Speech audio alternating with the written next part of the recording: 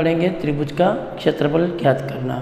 ठीक है, तो जब आधार और ऊंचाई दे रखी हो तो त्रिभुज का क्षेत्रफल का सूत्र क्या होता है, 1/2 बेस इंटू हाइट, यानी आधार इंटू ऊंचाई, 1/2 आधार इंटू ऊंचाई, ये सूत्र होता है। ठीक है, यदि 3 भुजाएं दे रखी है, ऊंचाई नहीं दे रखी है और 3 भुजाएं दे रखी है आपको, तो क्या फॉर्मूला लगता है, हीरोन का सूत्र। क्या लगता है, हीरोन का सूत्र।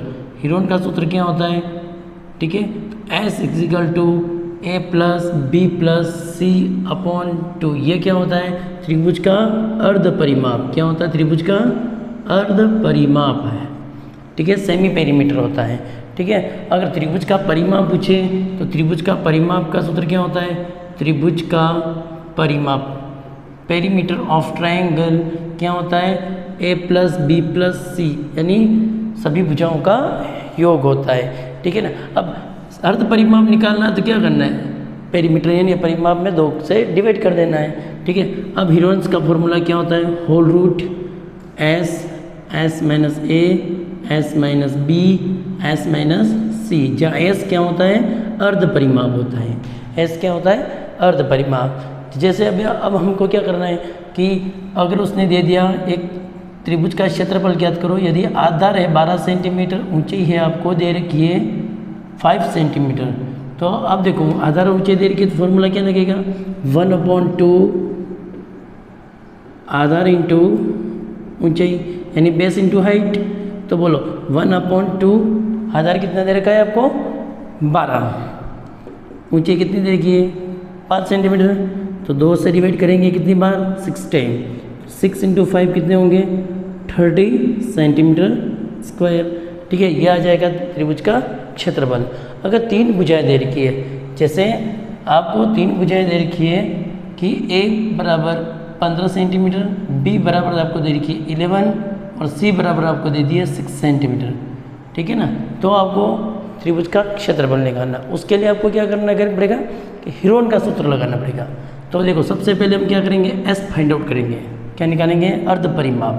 तो A + B + C / 2, तो बोलो A कितना दे रखा है 15, B कितना है 11, C कितना है 6 / 2, बोलो कितने हो रहे हैं 32 डिवाइड बाई 2, तो 2 से डिवाइड कितनी बार होगा 16, तो बोलो S की वैल्यू कितनी आ गई, S = कितने आ गया 16।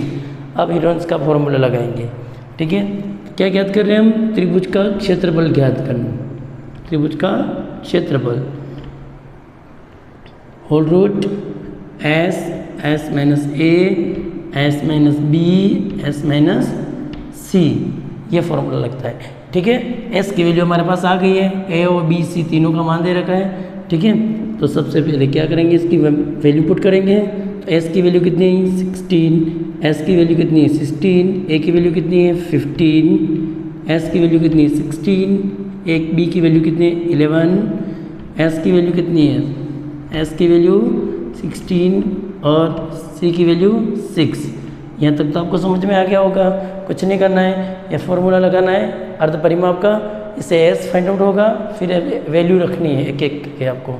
ठीक है, अब आपको क्या करना है, 16 में से 15 गए 1, 16 में से 11 गए 5, 16 में से 6 गए 10, इस तरह से आपको निकालना है। ठीक है ना, अब आपको पेयर बनाना है। पेयर बनाने के लिए आपको क्या करना पड़ेगा, सबसे पहले आप एक शॉर्ट ट्रिक बना सकते हो। क्या करेंगे, इसका 16 का प्राइम फैक्टर यानी अभाज्य गुणनखंड करेंगे। तो 2 से डिवाइड 8 टाइम, 2 से डिवाइड 4 टाइम, 2 से डिवाइड 2 टाइम, 2 से डिवाइड 1 टाइम, कितनी बार आ गया, तो इसको लिख दो 2 2 2 2 4 टाइम है। ठीक है, 1 का कुछ होता नहीं है, 5 का 5 और 10 को क्या लिखेंगे 2 × 5, इसका भी प्राइम फैक्टर कर सकते हैं 10 का 2 5 5 1। ठीक है ना, तो अब बोलो पेयर बनाते हैं। एक पेयर यहाँ से बन गया, एक पेयर ये बन रहा है और नहीं बन रहा है, एक 5 का पेयर बन रहा है, ये देखो बन रहा है 5 का। ठीक है ना, तो इसमें से 2 आ जाएंगे, एक 2 यहाँ से आ जाएंगे और एक 5 यहाँ से आ रहे हैं, देखो। ठीक है, और अंदर क्या रह जाएगा, केवल 2, जो भी जिसका पेयर नहीं बन रहा है वो अंदर रह जाता है। अगर सपोज यहाँ पर ऐसे 3 और होते तो 2 × 3 हो जाता, 6 बन जाता है। ठीक है ना, तो 2 × 2 = 4 5 ज़ा 20 √2 आंसर। ठीक है, इस तरह से आपको आंसर निकालना है। ठीक है।